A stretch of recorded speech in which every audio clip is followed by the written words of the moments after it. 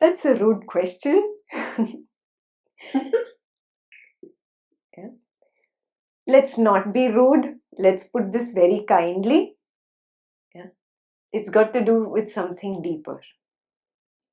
You remember I've spoken about Maya and the powers of Maya. Who remembers the powers of Maya? Quickly put your hand up. The veiling power and the projecting power. Perfect. 10 on 10, Nivedita. There's the veiling power of Maya and the projecting power of Maya. Yeah. The same example that I had given you in Drishya Viveka. Again, I'll repeat that. If you are walking on the road and you see a snake line, yeah, and you get scared, yeah, you're scared, and then you really look carefully. Oh, it's not a snake, it's just a rope. What happened? The veiling power of Maya veiled the rope from my vision, and the projecting power of Maya projected a snake. Very clear? Yeah, I don't need to repeat this. Yeah. Now, the same thing happens with us on a daily basis. So many times you keep your spectacles somewhere and you don't know where you've kept them, and you keep looking. Suddenly your wife comes and tells you, oh, it's on your head. Yeah. Veiling power of Maya. I couldn't even sense it. Yeah. Veiling power of Maya. And projecting, oh, I must have kept it there. Oh, there. Oh, in the morning I was there. Yeah. So this happens with us in daily routine. Are you understanding this? This happens with you in sessions. That is why I insist you make notes. That is why I insist you keep your cameras on.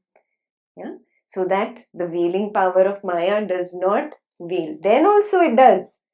You listen to half the answer and you eat up the other half. You have no idea what I've said in the other half. Yeah? What happened? The veiling power of Maya. Not me. I am a good person. I am a sincere student. No? Where is this Maya? Yeah? So now we look at the deep sleep state. You remember the waking state is the bigger state. Inside that is the dreaming state, and inside that is the deep sleep state. This is the way you always look at the world when you take a stand as the body and mind. Yeah, we discussed that we need to reverse this. Yeah, did you practice reversing it? Taking a stand as the awareness and recognizing the void of the deep sleep state is always there. In this void, there is a thought that arises, or there's a sensation that arises, or there's a perception that arises. Now, this deep sleep state in Advaita Vedanta is the womb of Maya. Every night you go into this womb of Maya, and every morning you wake up from it. You know, when you're going to make a very difficult decision, what do people tell you? Sleep over it. Sleep over it. You do it tomorrow morning. Why do they tell you that? Oh, because you're so emotional right now. You're completely consumed by emotions. The veiling power of Maya veils those emotions and it projects something new in the morning. Yeah. So you have this experience in your own daily routine. Yeah, this is absolutely experiential. Everything in Advaita is very experiential. So now we understand that the womb of Maya is the deep sleep state. Maya has veiling power and projecting power. Next, there are people who the veiling power of Maya attacks more. And there are people who have predominant attacks from the projecting power of Maya. Yes. So In other words, these people are more in the head, these people are more in the heart.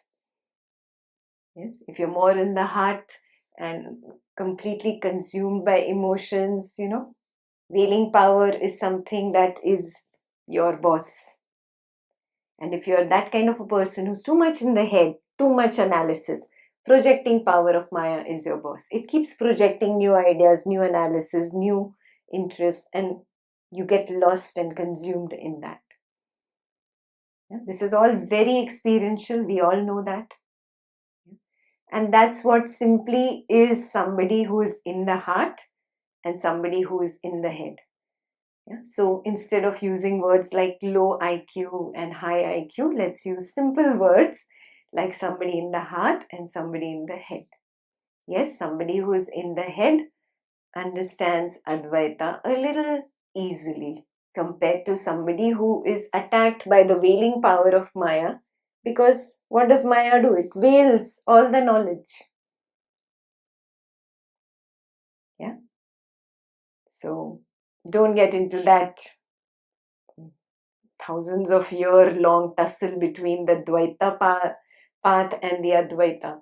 The Dvaitans hate the Advaitans and the Advaitans hate the Dvaitans, and they are constantly in argument. Don't go that way. Yeah. All paths lead home. Everybody will get there. Somebody slower than the other, that's fine. Yeah. You become very clear.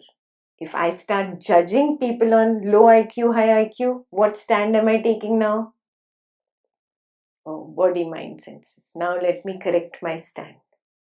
Yeah? Do not get stuck in these ideas.